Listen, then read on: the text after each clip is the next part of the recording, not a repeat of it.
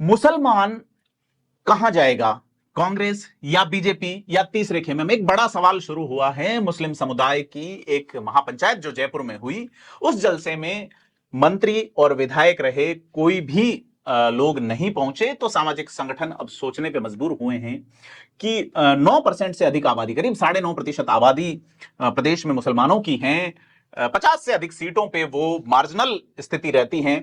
ऐसे में मुसलमान जो है वो कहां जाके अपना वोट करे, क्योंकि वो लगातार कांग्रेस को वोट करता रहा है। इसी बीच कांग्रेस के ही पूर्व मंत्री और एक बड़े पुराने विधायक अमीन खान का एक बयान आपको विधानसभा में सुनवाते हैं कि क्या कुछ विधानसभा में उन्होंने मुसलमानों के लिए, मुसलमानों को दिए जाने वाले प्रतिनिधित्व के लिए कहा है।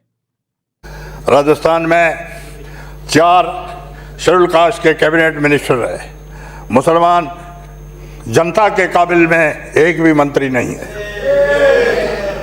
और ये साले मोहम्मद के पास है कब्रों का महकमा, जिसका मुसलमान से सिवाय तो कोई लेना देना नहीं है। और वो जायदा के पास महकमा है गवर्नमेंट प्रेस का, इससे कोई हमारे को किताबें तो छपानी नहीं है। ये वसुंधरा के पास यूनिस खान मिनिस्टर था, उसके पास 2 डिपार्टमेंट थे और एक इम्पोर्टेंट डिपार्टमेंट थे, और वो तबलीग जमात का आदमी है, सारी राजस्थान जानती है, और मुसलमान पक्के लाइन का आदमी है। मैं तो जैसा आपने सुना, अमीन खान कह रहे हैं कि आपने शाले मोहम्मद जो कि पोखरण से विधायक हैं, उनको कब्रों वाला डिपार्टमेंट यानी कि वक्फ बोर्ड दिया है, मुस्लिम कल्याण दिया है, और दूसरे जो मंत्री हैं उनको पाठ्य पुस्तक मंडल दिया है, किताबों वाला, किताबों से ज्यादा सरोकार नहीं है। ऐसे में आमजन की समस्याओं, मुसलमानों की जो बेसिक नीड्स हैं, बेसिक जरूरतें हैं, वो मामला कब मुसलमानों के हाथ आएगा? अमीन खान से एक बार जब रूबरू हुए थे तो उन्होंने कहा था कि कुरान में साफ कहा है कि पानी पिलाना शबाब का काम है।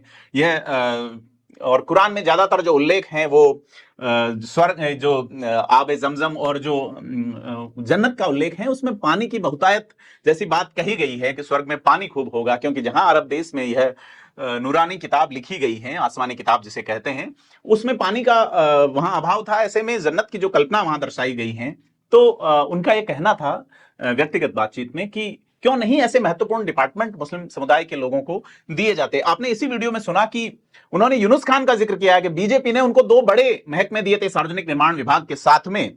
ऐसे में क्या मुसलमान को कांग्रेस ही के साथ चिपका रहना चाहिए? आपको मैं आंकड़े बता दूं, राजस्थान में अभी आज के समय में 9 विधायक, यानी कि कुल विधायकों के 4.5% विधायक हैं, जबकि मुसलमानों की संख्या 9% से अधिक है, यानी कि अपनी टोटल आबादी के आधे विधायक फिलहाल राजस्थान की विधानसभा में हैं।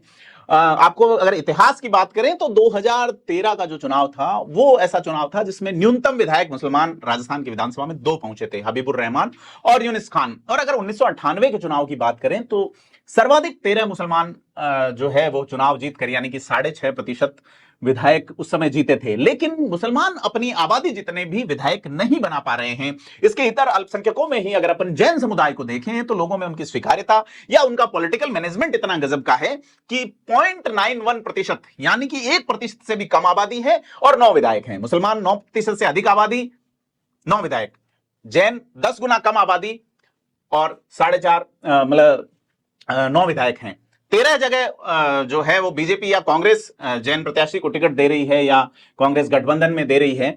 उनमें जो जैन समुदाय से आने वाले लोग हैं वो कहीं भी आमने सामने चुनाव नहीं लड़ रहे हैं, जबकि ज्यादातर जगहें जो है वो स्थितियां अन्य जातियों के साथ ऐसी नहीं होती। टिकट दोनों ही पार्टियां आमने सामने दे देती है, जहां कास्ट की बहुतायत है, खास करके जाट समाज में, राजपूत समाज में।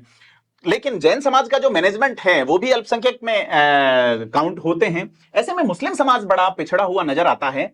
और यह जो सामाजिक बैठक हुई मुस्लिम समुदाय की, उसमें नेताओं का नहीं पहुंचने से सामाजिक नेताओं के मन में यह चिंता है कि क्या मुसलमान को कांग्रेस ही का होकर रह जाना चाहिए। आज की बदहाली या समुदाय की बदहाली की बात कर रहे हैं तो मुसलमानों को सोचना चाहिए।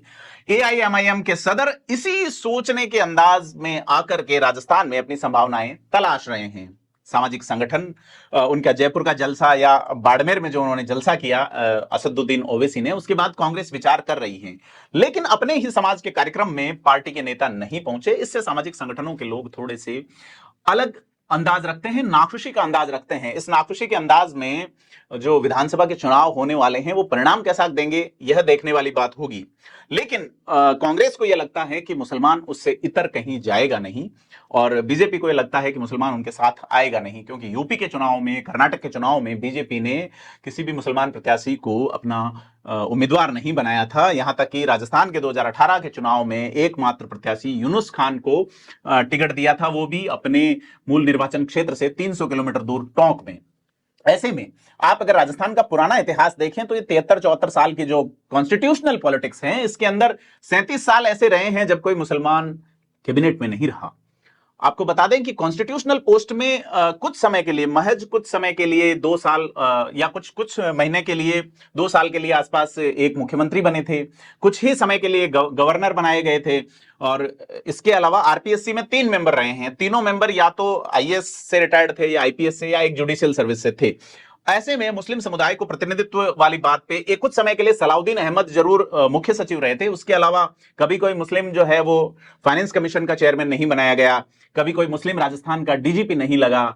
और अमीन खान अपने संबोधन में यह भी कहते हैं कि बाड़मेर जैसलमेर के इलाके में हमारे तो चपरासी तक नहीं लगते। उनकी बहस भी हो गई थी इसी संबोधन के दौरान जो हमने सुनाया था, उसमें जो रामकेश मीणा है उनके साथ में मीणा समाज और मुस्लिम समुदाय की तुलना वाली बात पर।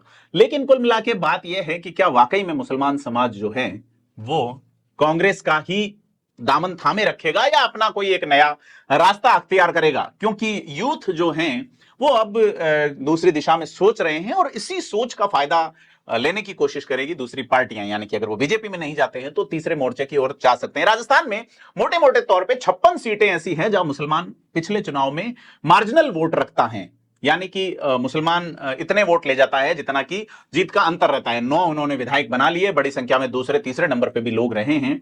तो ऐसे में यह क्लियर है कि इस बार राजस्थान का मुसलमान जो है वो कांग्रेस के पल्ले से बंध के रहेगा या नहीं, यह देखने वाली बात होगी। परिणाम क्या होंगे देखने के लिए सब्सक्राइब करें थिंक 360।